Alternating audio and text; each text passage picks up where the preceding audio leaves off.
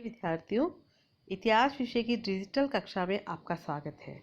प्रिय विद्यार्थियों, आज राष्ट्रीय शिक्षा दिवस है और मौलाना अबुल कलाम आज़ाद की जयंती को राष्ट्रीय शिक्षा दिवस के रूप में मनाया जाता है। वह हिंदुस्तान के महान राष्ट्रीय नेताओं की अग्रिम पंक्ति में थे। देश की राजनीति और स्वाधीनता आंदोलन में उनका महत्वपूर्ण योगदान रहा। स्वतंत्र भारत के वे प्रथम शिक्षा मंत्री रहे। उनके जैसा महान व्यक्तित्व पंडित जवाहरलाल नेहरू के इस कथन की याद दिलाता है, पुनर्जागरण का महापुरुष और फ्रांस क्रांति के पूर्व अग्रदूत। उनके समकालीन विद्वान उनके गहन ज्ञान, विद्वता और प्रभावपूर्ण वक्तव्य के प्रशंसक रहे हैं। डॉक्टर राधाकृष्णन के अनुसार उन्होंने दो युगों की विशेषताओं का प्रतिनिधित्व किया, भूतकाल तथा उससे संबद्ध वर्तमान की महानता। मौलाना आज़ाद की शालीनता, संयम तथा भूतकाल का गहन अध्ययन वर्तमान काल की आवश्यकताओं व तकाजों से संयुक्त हो गए थे।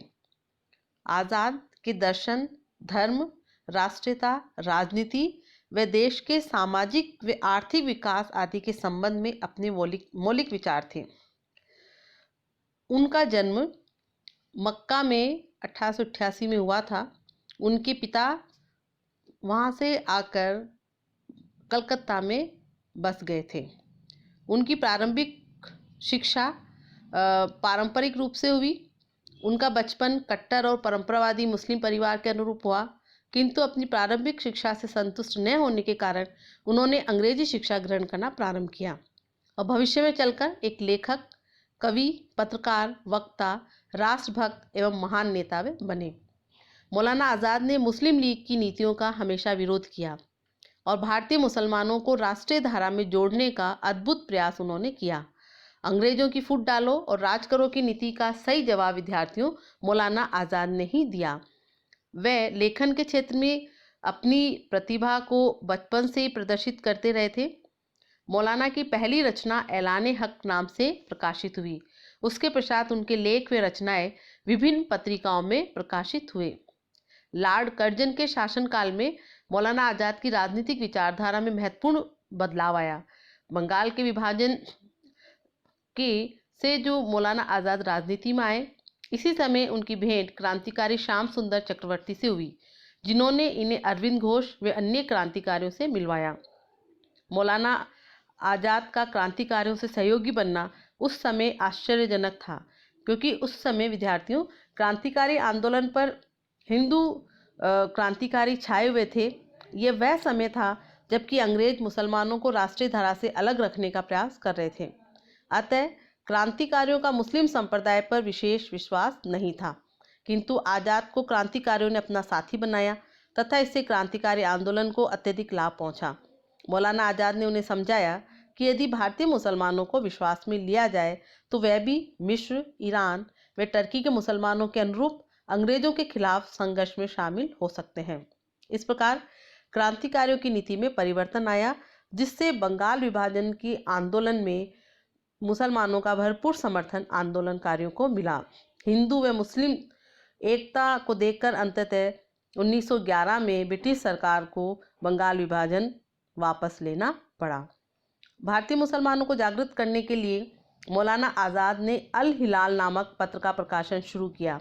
ये पत्र 1912 में शुरू किया गया था तथा अत्यंत लोकप्रिय प्रमाणित हुआ।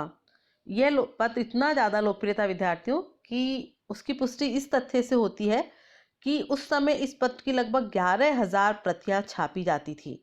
इस पत्र का भारतीय मुसलमानों पर व्यापक प्रभाव हुआ तथा वे कांग्रेस के प्रभाव में आने लगे।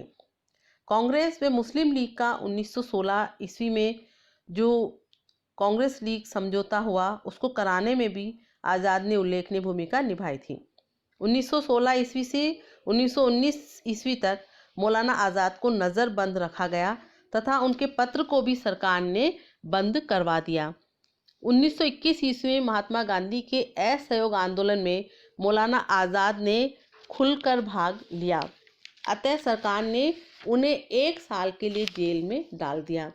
1923 में जब कांग्रेस का अधिवेशन हुआ तो उसमें उसका अध्यक्ष आज़ाद को चुना गया। अपने अध्यक्षीय भाषण में उन्होंने कहा, आज़ादी इंसान का पैदाइशी हक है। कोई शख्स खुदा के बंदे को गुलाम नहीं बना सकता। गुलामी को चाहे जितने सियासी जुल्मों के जरिए आज़ादी साबित किया जाए, लेकिन गुलामी तो आखिर गुलामी है और गुलामी खुदा की मंशा के खिलाफ है।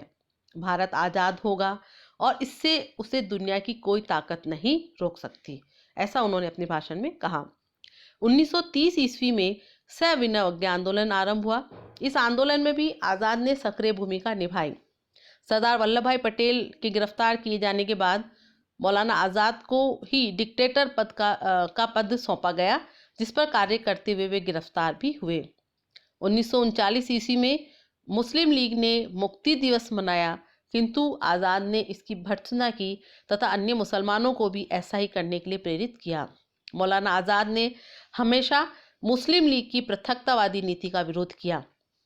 1940 ईस्वी से 1946 ईस्वी तक आज़ाद ने कांग्रेस के सभापति के रूप में कार्य कर कांग्रेस की छवि को निखारा।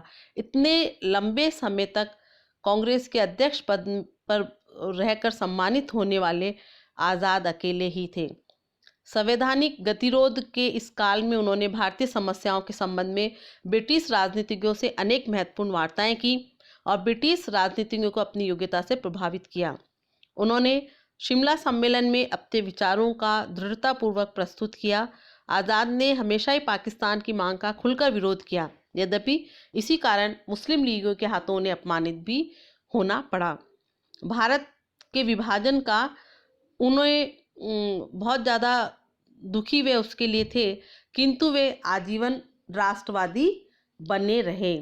मौलाना आज़ाद महात्मा गांधी के प्रमुख अनुयायियों में से एक थे, किंतु रहन सहन में ऊंचे दर्जे के सुसंस्कृत और रईसी मिजाज वाले व्यक्ति वे थे।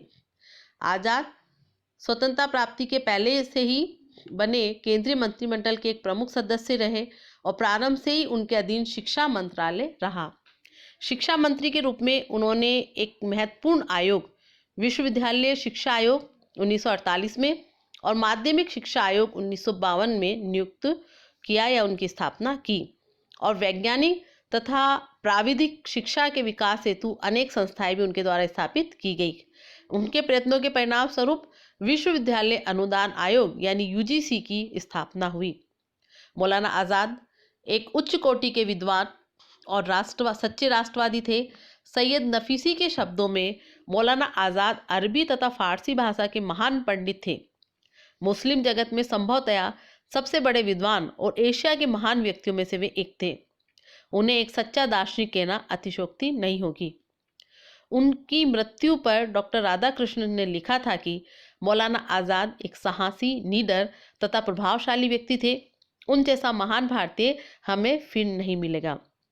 विद्यार्थियों, वह आज़ाद भारत जब 15 आज़ाद भारत में सबसे पहले शिक्षा मंत्री बने और अपने पद पर वह 1958 तक बने रहे, यानी भारत के शिक्षा मंत्री के रूप में उन्होंने 1958 ईस्वी तक कार्य किया और अब इस दौरान उन्होंने अनेक मूलभूत संस्थाएं जो आज काम कर रही है उनकी स्थापना उनके द्वारा की गई। इसमें कोई संदेह नहीं कि आज़ाद एक विद्वान एवं राष्ट्रभक्ति से उत्प्रेरित व्यक्ति थे।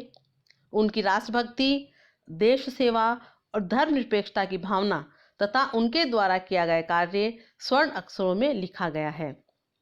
विद्यार्थियों, जैसा कि हमने कहा कि आज़ाद जो कि एक राष्ट्रवादी मुस्लिम के रूप में जाने जाते हैं, तो उनका जो विचारधारा है वो धर्म समभाव की और मूलभूत एकता उनका प्रमुख विचार था। जैसा कि मैंने पूर्व में बताया था कि उनका जन्म एक धार्मिक पुरातनपंथी परिवार में हुआ था और उनकी शिक्षा दीक्षा भी उसी वातावरण में हुई थी, किंतु उन्होंने होश संभालते ही पहला काम प्रचलित कट्टरता से जो है मुक्ति पाने का किया। उन्होंने धर्म शब्द का प्रयोग अधिक उदार और व्यापक अर्थों में किया। इस क्षेत्र में उन्हें क्रांतिकारी विचारक कहा जा सकता है। समस्त धर्मों के कट्टरपंथियों को आश्चर्य में डालते हुए उन्होंने धर्म के मूलभूत सिद्धांतों को नए परिवर्तित रूप में प्रस्तुत किया। मौलाना आज़ाद धर्म का धर्मनिरपेक्ष दृष्टिकोण प्रस्तुत उन्होंने किया। उनके अनुसार प्रकृति का विधान सत्य धर्म के अनुरूप लागू किया जा सकता है। धर्म तो समस्त मानवता की सद इच्छा है। धर्म के नाम पर संकीर्ण, द्वेषात्मक व भेदभावपूर्ण परंपराओं व रीतियों का पोषण गलत है। उन्हें तो धर्म ही नहीं कहा जा सकता। वे धर्म को व्यावसायिक वस्तु बनाने के विरुद्ध थे। उनका विश्वास था कि समस्त धर्मों के मूलभूत सिद्धांत सारे इतिहास में समान रहे हैं और धार्मिक मतभेद नाम की कोई चीज़ नहीं रही। दैविक मार्गदर्शन किसी एक राष्ट्र या समूह की विशेषता नहीं है।